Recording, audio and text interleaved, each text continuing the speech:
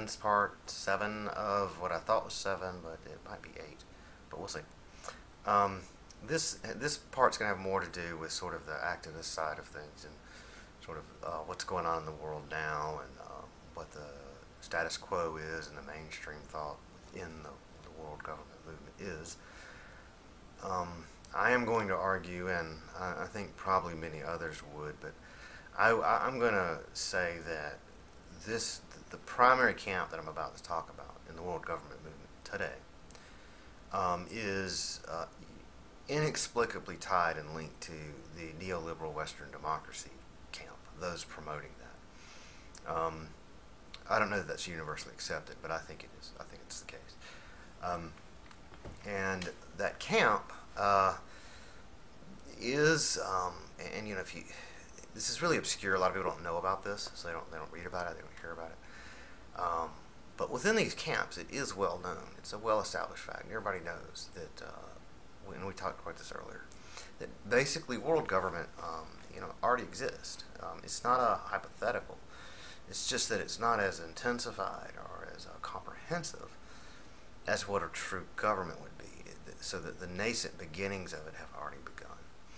And we talked before about power vacuums and how they get filled, and that's what's going on here. There's a power vacuum because technology has allowed for new powers to be exercised, powers that couldn't be exercised before globally, global powers, can now be exercised, and that's created a power vacuum, and this mainstream main body, school of thought, within the global or the global government world is filling that gap. So that is the status quo. And General Federalists argue that it's dangerous, it's not good, and this is kind of the more specifically why we're saying that. So the videos up to now have been much more fundamental, or I should say theoretical and generic. But this is more specific as to what we think the problem is and what needs to happen. So the primary exponent of this mainstream view, this primary view, seems to be that of someone named Anne-Marie Slaughter, who is a commentator and writer who's talked about this a lot. She wrote a book on A New World Order. And I'm going to just kind of review that book. I'm just going to go through that book and review it because it is a very good representation of that mainstream view. And the book is called, it's right here, it's called A New World Order by Anne-Marie Slaughter. And, if you can read along, that's great, but you can also get it and read it. It's worth reading just because it really does sort of encapsulate and explain the sort of the canonical mainstream view about all this, and so that's good. So I just picked some quotes in there and some information in there that I thought would be good to talk about to contrast this with general federalism and show why we think that the status quo is not the best way to go. So right here, just beginning right here on page 9, it reads, and I'll read it. Global policy networks, in turn, grow out of various reinventing government projects, both academic and practical. These projects focus on the many ways in which private actors now can and do perform government functions, from providing expertise to monitoring compliance with regulations, to negotiating the substance of those regulations, both domestically and internationally. The problem, however, is ensuring that these private actors uphold the public trust. This thing keeps coming up throughout the book, and it keeps coming up through this this mainstream status quo view of world government. There's this dichotomy or seeming inability of this camp to comprehend the difference between domestic versus international constituencies. They seem to make the assumption that if someone is represented domestically, they have constituents that are domestic, that their constituency is somehow international, or that tacit assumption seems to be in there. And it's just not true, obviously. Here she's talking about precisely what the problem is, and this is true. The problem, however, is ensuring that these private actors uphold the public trust. That would be a concern we would hold as well, because these are not elected, accountable officials. And so it's just right off the bat on page 9, we're already suspicious a little bit about where this is going. So on the very next page, it reads again, the governance dilemma thus becomes a trilemma. We need global rules without centralized power, but with government actors who can be held to account through a variety of political mechanisms. These government actors can and should interact with a wide range of non-governmental organizations, but their role in governance bears distinct and different responsibilities.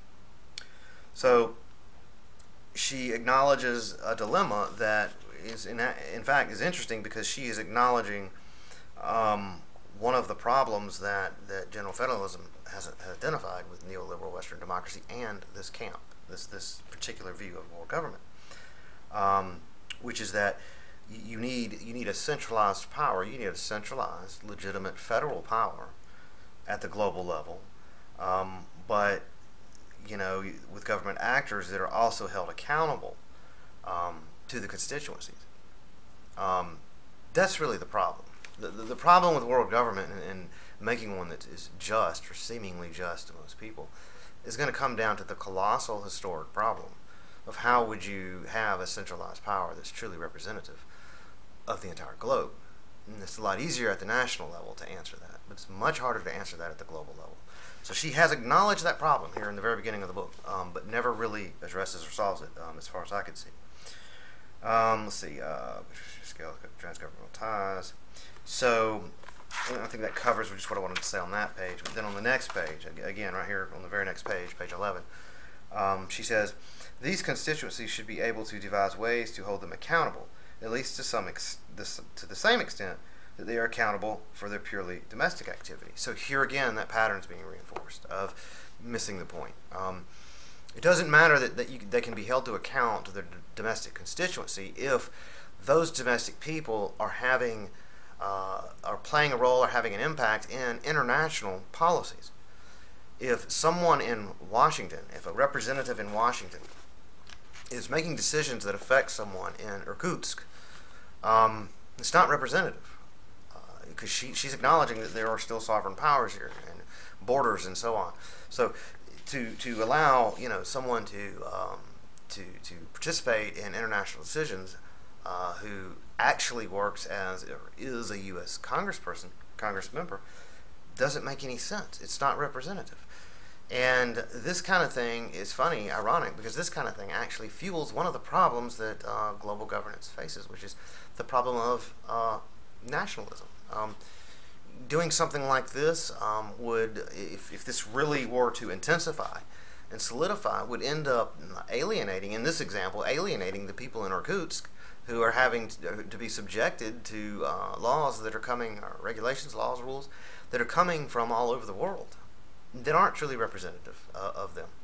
And that would only, I think, in all likelihood, enhance nationalism, create resentment. So this is not durable. This won't work. Durability requires something better than that. So that's amazing. And I'm just reading some of my notes here that I put in the book, but it's just, again, there's this mixing of the domestic and international scope of constituency that seems to be conflated or confused somehow in this book repeatedly. So anyway, going on to page 18, then another note I made was she sets up premises about what her premises will be for global governance, and she basically refers to it as a blueprint for world order. And it looks like she has, 5 premises. This sounds a lot like her 5 norms at the end of the book, but we'll get to that. She says that the state is not the only actor in the international system, but it is still the most important actor. Okay, if it's not the only actor, whatever the complement to that is, it needs to be representative. If it's not representative, you don't have a representative governance, and it's not stable. It's not going to last. Eventually people will get fed up with it, and even if it stays in the shadows, what they're doing will become evident eventually as those coercive powers begin to intensify over time. The state is not disappearing, but it is disaggregating into its component institutions, which are increasingly interacting principally with their foreign counterparts across borders. This gets to what she's talking about her definition of disaggregated states. What she's saying is institutions within governments are beginning to interact with each other independently of their governments. So this is even worse in terms of representation, because, and it's part of what makes it shadowy, is the fact that it's not the government acting in its legal personality, it's institutions within that government acting with other institutions within other governments. This is this is what she means by disaggregated states, and I see this as a very dangerous trend. I don't see this as a good thing, and I don't think most people would. But most people don't know about this stuff. It's not well publicized. That's one of the hallmarks of this approach is to remain in the shadows. But anyway. Third, these institutions still represent distinct national or state interests, even as they also recognize common professional identities and substantive experiences as judges, regulators, ministers, and legislators. So these people are bound by professional identities. Okay, again, emphasizing that some people have argued this is kind of a technocracy. I wouldn't necessarily argue that, but it certainly does not sound representative at all of the public. And then different states have evolved and will continue to evolve mechanisms for reaggregating the interest of their distinct institutions when necessary. In many circumstances, therefore, states will still interact with one another as unitary actors in more traditional ways. Well, okay. But, yeah, the problems mentioned still remain. Government networks exist alongside and sometimes within more traditional international organizations. Right. Still same objection, though, that still holds. So those are her 5 premises upon which she builds what she thinks is a blueprint for world order. One of the big things she talks about in this book and brings up is these so-called horizontal and vertical, layers, portions, layers of networks, is what she calls them, of global governance. And what she means by the horizontal, I'll just read from the book and try to capture what she means by that and then provide some commentary. Horizontal information networks, as the name suggests, bring together regulators, judges, or legislators to exchange information and to collect and distill best practices. This information exchange can also take place through technical assistance and training programs provided by one country's officials to another. The direction of such training is not always developed country to developing country, either. It can also be from developed country to developed country, as when U.S. antitrust officials spent 6 months training in New Zealand counterparts. So this sounds like, when she says a horizontal network, it sounds like she's talking about a network of these disaggregated states, people within these disaggregated states, who are basically exchanging information and training and experience. So it's more of an information experience exchange between the various countries, as opposed to the vertical network, which she describes, and this is where the coercive power, she says, comes in, which is the actual power to govern, as you might think of in a normal government. Vertical networks. These supranational organizations can be far more effective in performing the functions states charge them to perform if they can link up directly with national government institutions. Absent a world government, it is impossible to grant supranational officials genuine coercive power. She talks about later, though, about and how to get there, though. Judges on supranational tribunals cannot call in the global equivalent of federal marshals if their judgments are not obeyed. Global regulators cannot impose fines and enforce them through global courts. Their only hope of being able to marshal such authority is to harness the cooperation of their domestic counterparts, to effectively borrow the coercive power of domestic government officials to implement supranational rules and decisions. As discussed in Chapter 2, this harnessing has been the secret of the ECJ's, European Court of Justice, success in creating and enforcing a genuine European legal system within the European Union.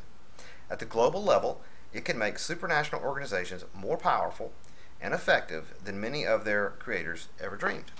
Well, the problem that we would see, a general federalist would see with this is this is yet more of the lack of accountability and the shadowy nature of what she's proposing, when it's you're talking about these disaggregated states working behind the scenes, basically, because they're not working under the legal identity of their nation, to effectively borrow the coercive power of domestic government officials. So she's talking about these people going to their counterparts in another country and convincing them to use their state powers on behalf of a foreign power in a way that's really untraceable and unaccountable to the public. There is no trail here that I can see. And this to me is just, again, is dangerous, and clearly, speaking of rule of law, is completely outside of rule of law. This is worse than not being rule of law. It's very far outside of rule of law. There is no rule of law here. So that's sort of the main problem with that. But that's what she means by vertical networks. So she envisions a world of world governance maturing through this kind of incremental process where these horizontal and vertical networks become more and more intense over time, and eventually it evolves into a centralized world government. That's the idea that she eventually gets to as she goes through this book. We're only on page 21 now, but anyway, this is truly astonishing. I think there was one other point that I wanted to make about this, but it may come up later, so I might just hold on that. Yeah, we'll just wait on that. So the next point to make is on page 19 or 18. We already did that. Wait a minute. On page 69. So there's another comment on 69 I found, which I thought was important. And here it is. Constitutional cross-fertilization. So consider the following statement by former Chief Justice Smith of the Norwegian Supreme Court. The Supreme Court has, to an increasing degree, taken part in international collaboration among the highest courts. It is a natural obligation that, insofar as we have the capacity, we should take part in European and international debate and mutual interaction. We should especially contribute to the ongoing debate on the Court's position on international human rights. More generally, he notes, it is the duty of national courts, and especially of the highest court in a small country, to introduce new legal ideas from the outside world into national judicial decisions. Chief Justice Rehnquist would certainly not go this far. That's a U.S. justice. All those described below, and she goes on and on about that. And here again, the same problem comes into play. You're talking about a situation where, this makes that point especially well, judges deal with something called equity in law. We've talked about that. When you make a decision in court about how to apply the law, you have to base it on the color of that instance. The instance itself informs that. The problem with someone like Chief Justice Rehnquist, who is an American, who was born and raised in America, in the United States, if he's trying to understand an instance, or trying to apply case law from a court in Nepal to a case in the United States, or vice versa, a judge in Nepal is trying to apply case law from the United States in Nepal. The problem with this is that the whole process is based on equity in law, which means interpreting the local specific circumstances and applying them to law. Chief Justice Rehnquist would have no clue what the culture and what the environment and what the circumstances are in Nepal. He can't do that. He has no way of doing that, and it's not realistic to expect every judge to be able to do that. So this won't work. This is not a good way to do justice. It won't be just. In order to be just, you have to be able to apply the color of the instance to the law. And if you have no awareness of what that instance is, no true awareness of it, then you can't really correctly do that. So this would be disastrous, and it would do the same thing as what we were talking about before. It would alienate, it would cause people to become nationalistic. It would be very irritating to people, and it would not be representative at all. And I just made some notes here. You're talking about, the color of the instance, and same thing. So I just covered all those notes. So that was the problem I saw with that comment. Some of this stuff in here is just amazing. Some of the things that are said here that Slaughter says are just incredible. It reminds me of when I read Mein Kampf, and I was amazed that the author actually point blank said what he said about Jews and gays and gypsies and all this. But it was like that. This is very out there. It flat out says, we're proposing a system in which there is no representation at all. It's not democratic at all. It's not representative at all. And really, we'll get into that more. But complete denial of any public input or need for it. Then she talks about the Nordic Council. That was a group formed in 1952, designed for interparliamentary cooperation.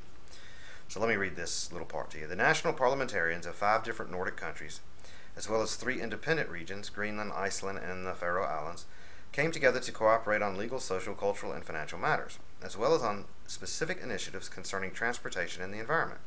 More recently, they have expanded their goals to include foreign policy and security matters.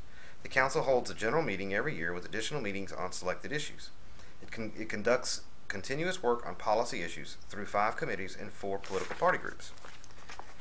In the 50th anniversary session in 2002, the Council addressed issues including the freedom of movement within the Nordic area, trafficking of women for the sex trade, sustainable development, immigration policy, and general labor and tax issues. As discussed further in Chapter 4, over time the parliamentarians' meetings led to cooperation among the executive branches of these countries as well, designated intergovernmental rather than interparliamentarian through the medium of regular meetings among different councils of ministers. So she gives this as one of the best examples of this, but notice that in this case, this kind of goes against her logic, though. This is not really a good example for what she's claiming. She's saying this worked well. It's not a full-blown, federation of countries, but it did actually do some good. But here in the Nordic Council, the governments were still acting in their legal personality. They were acting as governments. They weren't. This wasn't disaggregated. These were not disaggregated states. These were the states. So this is a completely different animal than what she's proposing, and it's still accountable. It's still above board, and it's still accountable. The public knows what treaties are being written and agreed to, and they can, they can be represented on that. So that's not the same thing. And she makes many examples like that that are just not valid. They're not relevant. So, page 134. She says the model for this world order in many ways is the European Union.